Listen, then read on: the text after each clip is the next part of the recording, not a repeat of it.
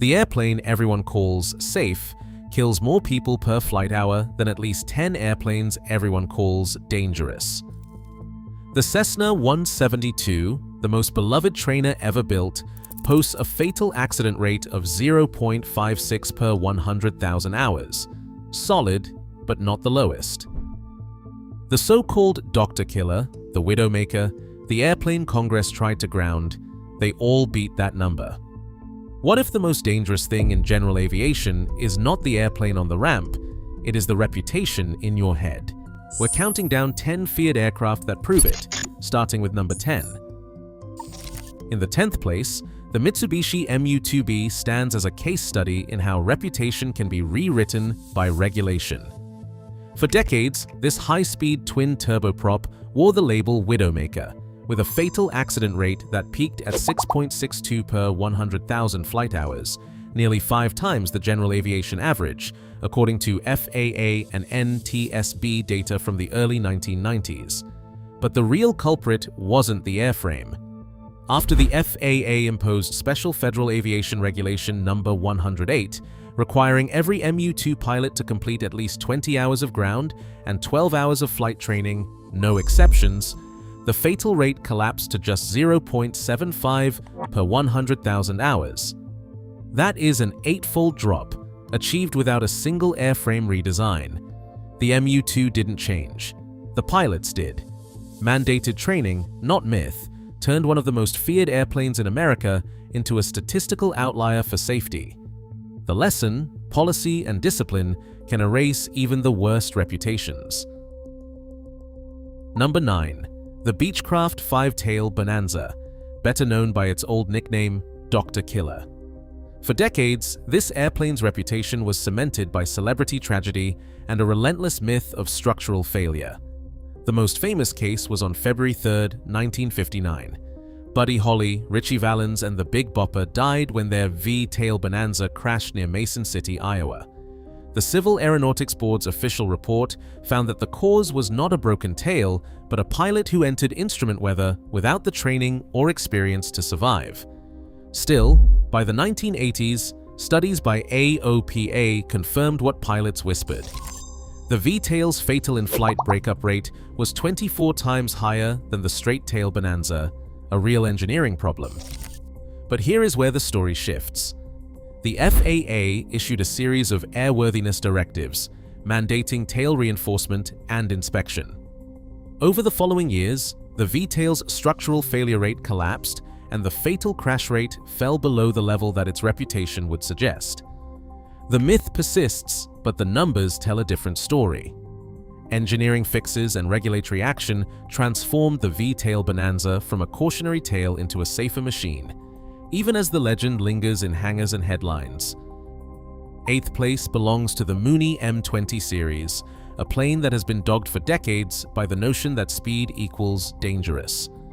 The M20's rakish lines and reputation for fast, slippery handling have made it a favorite target for hangar tales about unforgiving stalls and fatal outcomes in bad weather. But the numbers, when you dig into the McSpadden and the Aircraft Owners and Pilots Association comparative datasets, tell a different story. In instrument meteorological conditions, the Mooney M20 records a fatal accident rate of 5.91 per 100,000 hours. That is nearly half the peer average of 10.14. In full instrument flight rules operations, the gap is even wider, 1.89 for the Mooney versus 4.97 for its competitors. These are not small differences, they are statistical chasms, and they persist across thousands of fleet hours. The reason is not just the airframe. Mooney owners, by and large, tend to be more experienced, often flying with autopilots or wing levelers, and take pride in recurrent proficiency. The M20's high-speed design demands respect, but it rewards discipline with safety margins that slow, forgiving trainers cannot always match. It is a clear demonstration that performance does not translate to risk when the pilot brings the right skills, and that reputation, once again, is no substitute for data. Number 7. The Diamond DA-40 rewrites the script on what a safe airplane looks like, by design, not by reputation. Aviation Consumer's 2011 analysis puts the DA-40's fatal accident rate at just 0.35 per 100,000 flight hours, a figure that undercuts the Cessna 172's long-standing benchmark. But the numbers only tell half the story. In nearly 2 decades of US fleet history, not a single fatal accident has resulted from a stall in the DA-40. The reason is engineered into the airframe: a low stall speed of around 48 knots, a gentle wing drop, and a composite structure that shrugs off abuse most trainers cannot tolerate. The DA-40's crash-resistant fuel cells have also eliminated the post-crash fires that haunt so many legacy singles. Even in worst-case scenarios, pilots report walking away from accidents that would have ended differently in aluminum-skinned rivals. Here, safety is not a marketing pitch or a myth passed down in hangars. It is the product of aerodynamic forgiveness, structural resilience, and a fleet where the design itself sets the limits, not the legend. Number 6. The Diamond DA-42 and DA-62 twins dismantle the old dogma that twin-engine complexity spells trouble for general aviation pilots. These modern composite aircraft entered the US fleet in the mid-2000s, facing the same suspicion that has dogged light twins for decades: more engines, more systems, more ways to get in over your head. Yet the record tells a different story. According to NTSB and Aviation Consumer data, the DA-42 and DA-62 twins post a fatal accident rate of just 0.54 per 100,000 flight hours, almost a dead match for the Cessna 172's 0.56, but with a fraction of the fleet size. And here is the kicker. Since 2006, there has not been a single fatal DA-42 or DA-62 accident in the entire US fleet, which numbers only about 400 to 500 aircraft. That is not just impressive, it is statistically astonishing for any twin, let alone one flown by owner pilots. But the numbers come with a caveat. Small fleet size means every event moves the needle more than in mass market singles. Still, the DA-42 and DA-62 record is not an accident. Diamond's manufacturer-backed training programs, advanced avionics, and forgiving aerodynamics have created a twin that quietly outperforms its reputation. In a world where the myth says twins are unforgiving, the data say otherwise, at least when design and discipline align. Number 5. The Cessna 182.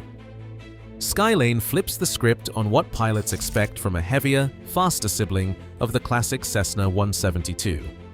The 182 hauls more weight, flies farther, and often serves as a cross-country workhorse for owner pilots, yet it manages a fatal accident rate of 0.69 per 100,000 flight hours, as cited in AOPA's comparative usage studies. That figure puts it below the so-called gold standard of safety, despite the 182's reputation for being less forgiving during landings and more demanding in weather. The explanation isn't found in the airframe, but in the way these airplanes are flown. Unlike the 172, which spends much of its time in training environments with instructors aboard, the Skylane is usually in the hands of experienced owners flying longer legs, often with families or business partners on board. These pilots tend to be older, more conservative, and more likely to invest in recurrent training. The mission profile shifts the risk landscape: fewer low-level stalls, less pattern work, and more focus on weather planning and systems management. The data suggests that the 182's safety edge comes not from design tweaks, but from the discipline and demographics of those who fly it. When pilots treat the airplane with respect and fly within its limits, the numbers quietly dismantle the myth that heavier or faster always means more dangerous. The lesson is as clear as the statistics. The pilot's mindset, not the airplane's reputation, draws the real line between risk and safety. Number 4. The Beechcraft Model 18 rewrites the script on vintage risk by proving that professionalism can outpace technology. In 1952, the Civil Aeronautics Board published a landmark study of fatal accident rates across the general aviation fleet. The Beech 18, already a 2-decade-old design by then, posted a fatal crash rate of 0.8 per 100,000 flight hours, 1/6 of the general aviation average of 4.8 at the time. It was a twin-engine taildragger with radial engines, no autopilot, and none of the safety features modern pilots take for granted. But what the Beech 18 had was something rare in small aircraft: a disciplined, multi-crew operating culture. Most were flown by commercial pilots, often with co-pilots, using checklists and standardized procedures that mirrored airline practice.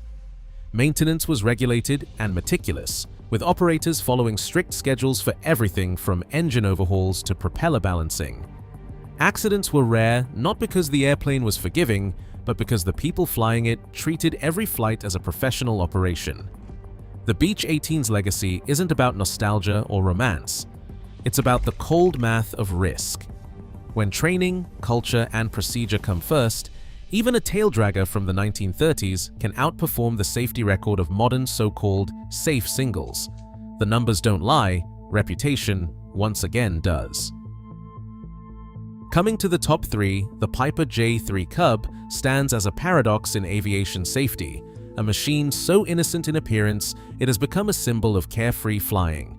Yet beneath the Cub's sunny reputation lies a hard number: 3.46 fatal stall or spin accidents per 100,000 flight hours.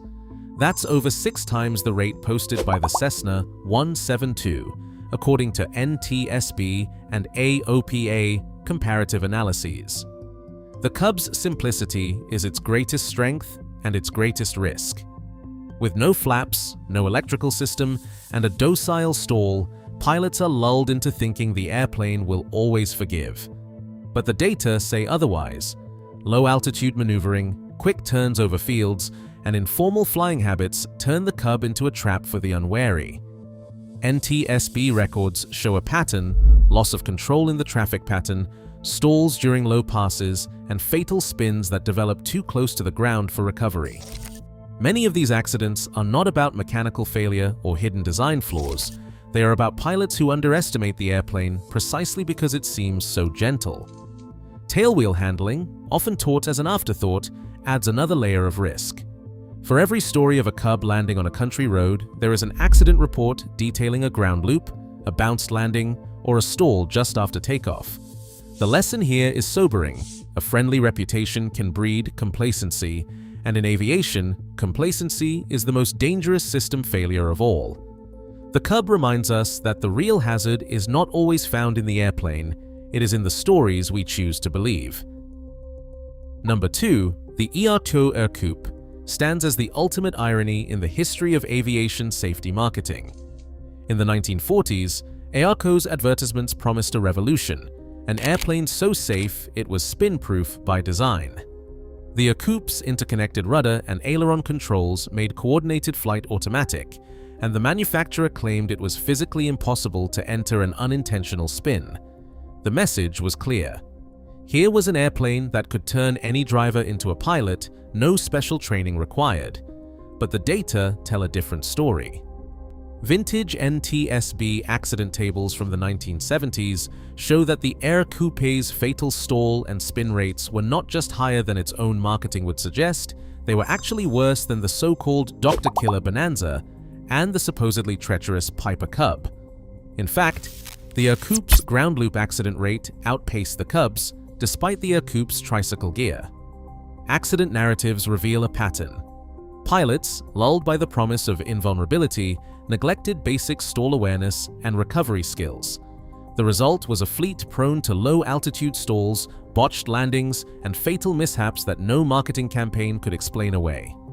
Even as the Air Coupe's reputation as a safe airplane endured, its accident history became a case study in the dangers of believing your own press. When pilots believe the machine will protect them from every mistake, discipline fades and risk creeps in through the back door. The Air Coupe's legacy is not just about aerodynamic design, it is about the behavioral trap of safety branding. The lesson is as sharp as it is uncomfortable. The more invulnerable a plane is made to seem, the more dangerous it becomes when pilots let their guard down.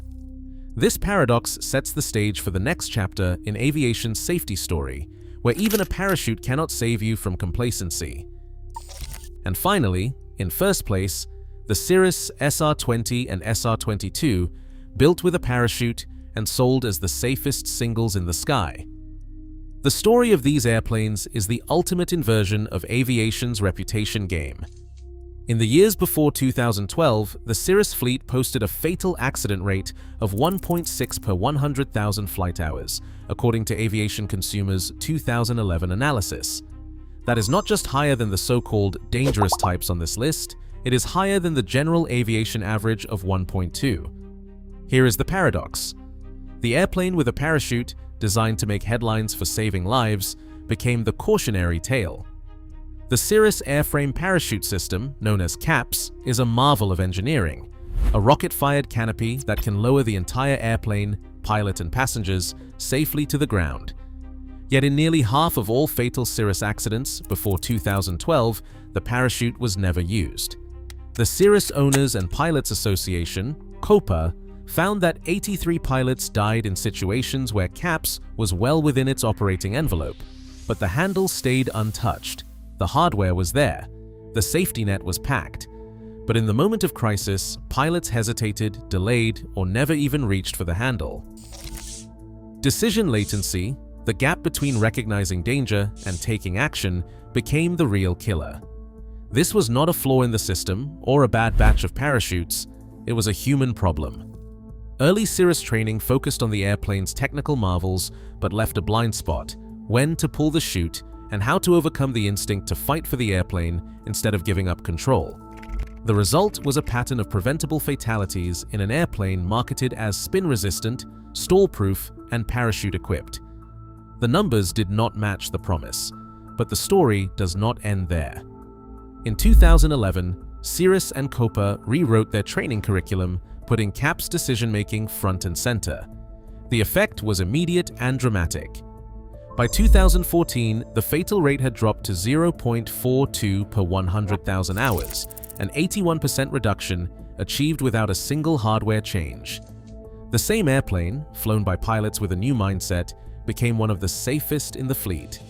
The lesson is as stark as it is uncomfortable: technology can only go so far. When pilots believe the machine will save them, discipline fades and risk creeps in through the back door.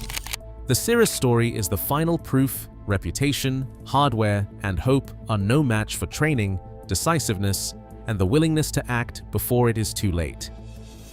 Across all 10 so-called dangerous airplanes, one fact holds: reputation has almost nothing to do with real risk. The Cessna 172's 0.56 fatal crash rate, according to AOPA, is not the gold standard, just the best-known story.